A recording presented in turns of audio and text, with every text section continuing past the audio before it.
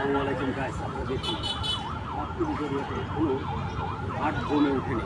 এই যে সব ভাবতেছে দেখুন, সব গরু হাট তৈরি হচ্ছে, সব তৈরি হচ্ছে, গরু আসবে দু একের ভিতরে গরু আরও আসবে। আর কিছু তো এখন তেমন গরু হয়নি, মোটামুটি কিছু গরু আসছে, বড় কোনো গরু আসেনি। জুম্বা আসছে, কিছু কিছু আসছে, আপনার ওট আসছে, জুম্বা আসছে, এখনও পুরো প্রস্তুতি হয়নি।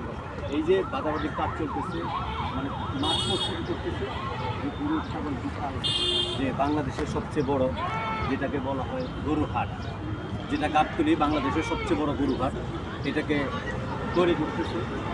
আশা করি এবারে যে আমাদের দেশে গরু ছাগলের কোরবানির জন্য কোনো রকম ঘাটতি হবে না, কারণ ওনারা যে আয়োজন করতেছে তাদের সাথে কথা বলছি, তারা বলছে যে এবারে পর্যাপ্ত